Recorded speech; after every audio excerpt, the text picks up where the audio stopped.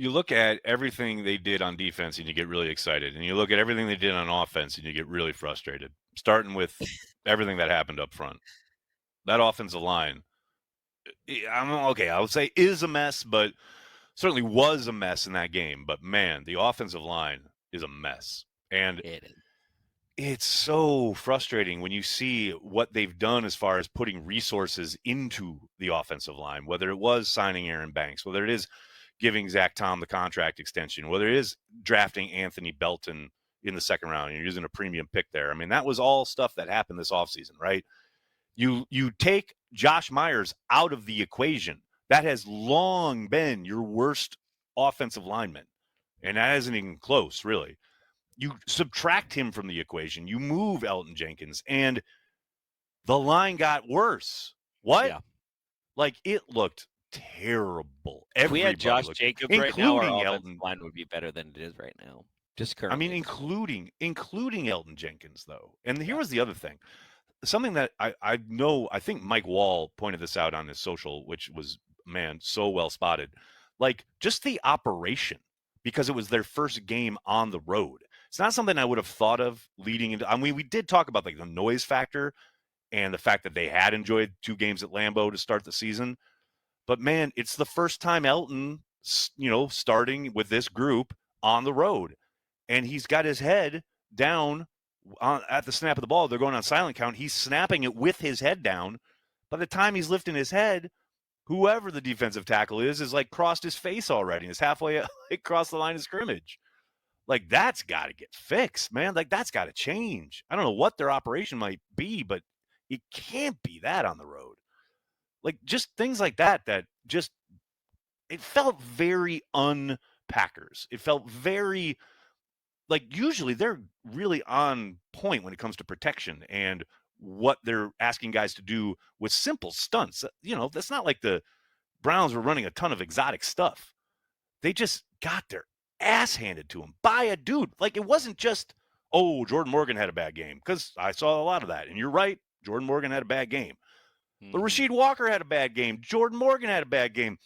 Aaron Banks, before getting hurt, he had a bad game. Elton Jenkins had a bad game. Sean Ryan had a bad game. Like, there is not a person who played offensive line for the Packers in that game that had anything other than a bad game. I mean, that can't happen again. That has got to change, and starting on Sunday night, because, wow, you talk about being unable to operate on offense, just anything. Like, people talking about Jordan or LaFleur's play calling, you can't operate. Like, the only thing you can do is get to your quick game. That's it. And that's what eventually ended up moving the football for them. Couldn't run the ball. Couldn't protect anybody. I do hope their self-scout, though, is, we need to move get to that the quick short. game. Well, we need to move the short and intermediate game up. There needs to be a quicker sensor on that. It just needs to be a quicker getting to it, like, in the game. I thought they did a really good. I thought they, the thing is, I think the defense kind of lulls the coaching staff a little bit, because they're like, we know we have it. What's good about the defense is that we stick with their game plan. So you saw us sticking with the run despite it not working. And I think overall that helped us in the game. And that's not something that we typically do, because as soon as, and I think it hasn't been our MO. No. Yeah, exactly. I think in the past we would have got down a score and then we would have went right to the long game, and that would have blew up in our face again because we can't drop back. So I do think, though, it would have been nice in the third quarter, especially after the half on the adjustment, to get to the short and intermediate game a little quicker. Yeah. It just seemed like we got to it's too late. And also, on the offensive line thing, I think what's so surprising is that, yes, the dominoes are going to fall, and they've just always been good about the dominoes falling and being able to pick them up, to your point.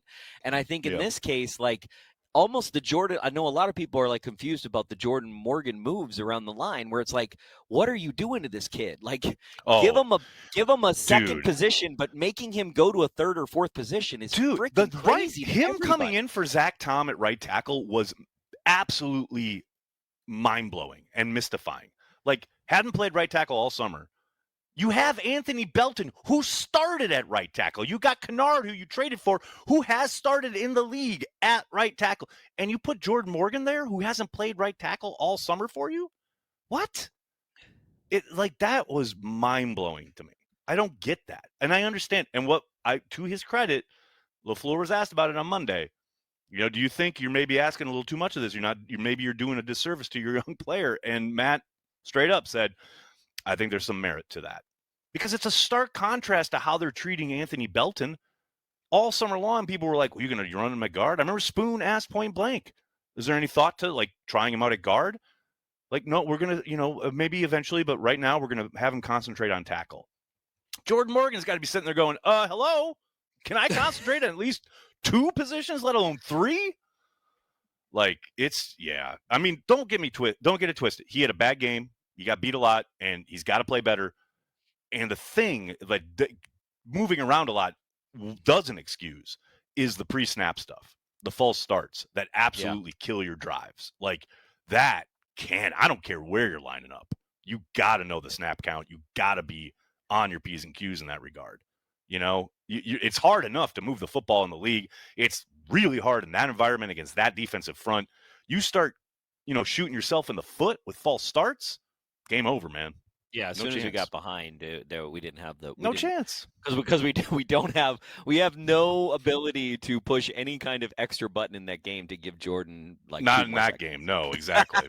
What's so funny too is that you're coming off the game against the Commanders where they did get into a 2nd and 20 and they like rip off a 18-yarder to Tucker Kraft. Well, yeah, that's great because you can hold up in that game, but yeah, against Cleveland. Well, but that's why I happening. think that's why I do think it's a mixture of the two. I think it's 50% the dominoes falling and not being able to fall on them, and then 50% going up against arguably the top 3 defensive line in the. Because there is the thing that I think people don't understand, and that I've only realized recently understood is that there is a freaking huge drop off on defensive lines in the NFL. Let's just be real.